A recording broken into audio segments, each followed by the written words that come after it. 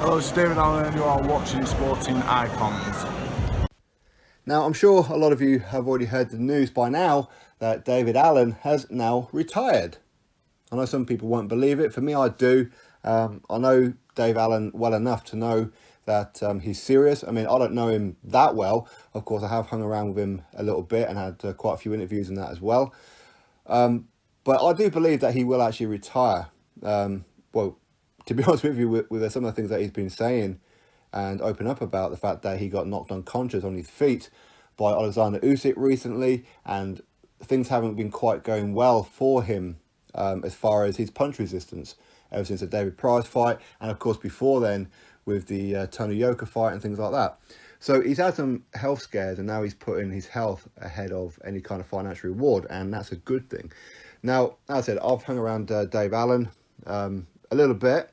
We hung around the Metro Centre. Real nice guy, very friendly guy. And he's not one of those kind of guys, you see, we all just like stand there and have a chat about this, that and the other. And people will, of course, you know, they see Dave Allen, they recognise Dave Allen, they want to come up and they want to have an autograph, a picture, like all that kind of thing. Of course, I'll stand out the way of anything like that. And he's never once turned anybody down, not once.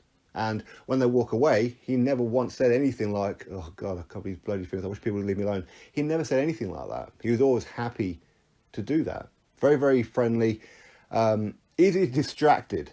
I always found that with Dave, very, very easily distracted. If something's going on, he'd always catch it in like the corner of his eye and almost be engaged in it. And of course, I've interviewed him a few times as well. And I think it was the last time or the time before that when I interviewed Dave, a lot of you guys were commenting how he was jittering quite a bit, like he was shaking his legs and whatever. Now, that's not really something that I picked up on, because being around Dave, as I said, he's easily distracted. He's always fidgeting. He's always looking somewhere. He's always easily distracted, that kind of thing. So he's almost always on the go. So for me, that was kind of like perfectly normal. That's just Dave Allen. But some of you guys recognise that in my interview with him, that you hadn't really seen him do in previous interviews before. And maybe that one was a bit of a one-off. I don't know. Maybe. But Dave is a real, real nice guy. Got on with him very, very, very well. A few times we've seen each other. We're about to have a conversation. Then, of course, he gets swamped. And as what I do, I always just go to the back. I don't want to be involved in anything like that. So he just like gets on with it. And then we just like lost each other in the crowd and things like that. But he's a quality guy. He's a real, real nice guy, and I do wish him all the best. Of course, I do. He wants to stay in boxing. I think he'd make a good kind of commentator, a good pundit, all that kind of thing. But of course, he wants to be staying with the likes of Danny Morrell. Again, I've met Danny Morrell only once, actually, I think. But Danny is now one of those a professional, so Dave, he's going to want to get a little bit more involved with Danny and maybe take on a few others to maybe train or manage, whatever it may be. So he's always going to be involved in boxing. But I'm happy, and I'm sure a lot of you will echo that statement as well, that we're happy that he's putting his health ahead of anything else. Now, I don't know what his financial situation is. It's not something I've ever asked him. It's none of my business. But I can only presume that he's okay financially. Of course, you know, everybody could do with a little bit more money, of course.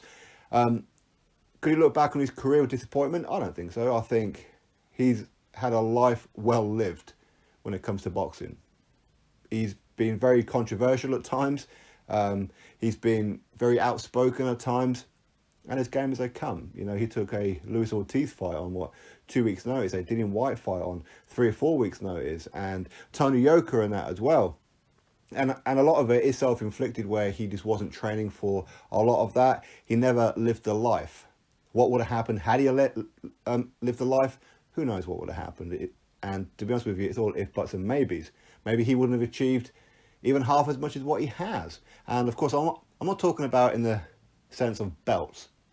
Belts would have been nice, and I would have loved to have seen him hold the Commonwealth title when he fought Leroy Thomas, and that was some bad luck in the rematch, that's for sure, when he got that cut in the first round. I'd love to have seen him just carry any old belt, to be honest with you. The British belt would have been awesome, but it's just not to be. It is what it is. And the reason why he was somewhat of a pay-per-view fighter or a pay-per-view support fighter is due to his popularity. And he's the kind of guy where I think a lot of boxers should look up to, because we are in the era of, it's not about how good you are, it's not what belts you've won, it's not what fights you've won, it's how popular you are. And to be popular, you need to be on social media, whether that be being genuine on social media at times, or having multiple personalities on social media, whether it's be funny, doing stupid things. Basically, you get people on social media to know who you are, but then they're going to want to watch you box. And that's where you get paid, isn't it? World titles, all the world titles in the world don't put food in your cupboards. People watching you put food in your cupboards. People buying tickets to come watch you fight puts money in your pocket. That's what does it. And that's what I've said to many fighters. Get yourself more active on social media. Create a bit of controversy. Call certain fighters out. Even if you don't really want to fight them, call them out. Do something. Dave Allen got that. Dave Allen got that a long time ago. And what was appealing with Dave Allen as well is that he would say things that maybe other people would be thinking, but maybe wouldn't say on camera. Okay, he will be genuine as well, where he is one of the lads, as you like, but he's not one to go out and drinking and smoking and partying and all that kind of stuff, because he's teetotal. But he is one of the lads, and I think that's why people like him, because he's so relatable. He really is. He's a real nice guy. I do miss Dave. I think that he's an absolute quality guy. Hopefully I could hang around him a bit more in the future. I'll have to wait and see what he does with the boxing and everything. But yeah, for me, I can look back on his career. If he never puts on a pair of boxing gloves again, I can look back on his career and be proud of Dave Allen. Honestly, I can. Anyway, that's my thoughts on David Allen. You drop me yours. Click thumbs up, subscribe. Catch you all in the next video.